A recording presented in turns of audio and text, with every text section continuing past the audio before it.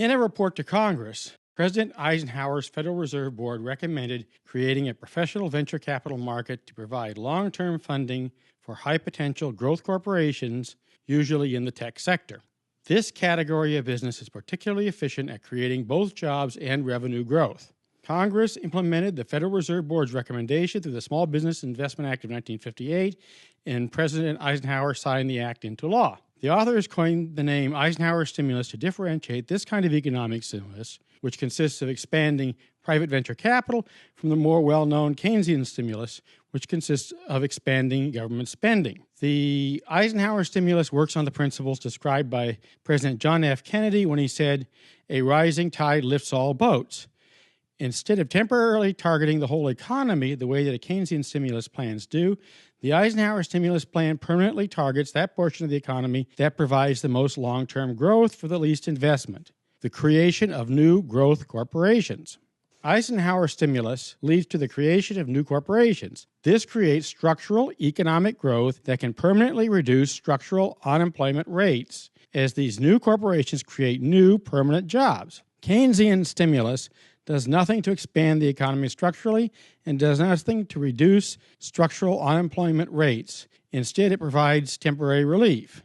Today, we have a structural unemployment rate of nearly 10%, not including discouraged workers. The structural unemployment rate would be about 20% if discouraged workers were included, as they were during the Great Depression when the structural unemployment rate hit 25%. So we're near the same structural unemployment rate seen during the peak of the Great Depression.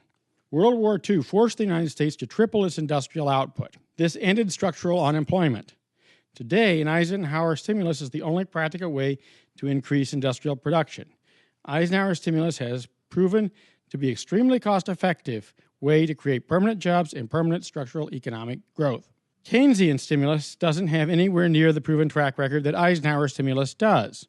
Even so, the idea of enacting a new Eisenhower stimulus has not become part of the national debate. Instead of debating and employing the successful economic policies of Dwight David Eisenhower, we are debating and employing the failed economic policies of Franklin Delano Roosevelt. Instead, we should be looking at combining the good ideas of both these administrations and throwing out the bad. Dwight David Eisenhower gave us the foundation for good economic policies. Franklin Delano Roosevelt gave us a foundation for effective regulation and a social safety net. The combination is what we need. One could reasonably argue that World War II was closer to an Eisenhower stimulus than a Keynesian stimulus. After all, World War II created new markets for industrial output, which is exactly what the Eisenhower stimulus does. Market formation leads to demand creation. Demand creation leads to structural economic growth. This is why World War II ended the Great Depression, but nothing that the government has done up to that point was very effective at doing so. So, instead of doing something that is known to be both cost-effective and proven, the Eisenhower stimulus, today's economists have gotten the government doing something that is expensive, has never worked before, in hopes that it's going to work this time around, which it doesn't appear to be doing. Worse yet, they are not even debating or considering an Eisenhower stimulus. They act as though they are entirely unaware of Eisenhower stimulus and how well it has worked for the last half-century, even though the information is readily available. Economists and politicians have become so tunnel visioned that government spending has become the only tool that they can see, regardless of whether in favor of it or not. So the debate centers on Keynesian stimulus rather than on finding a real solution to the problem at hand. The people who are against Keynesian stimulus have thus far failed to offer any alternative, even though Eisenhower stimulus is an alternative and indeed a better one.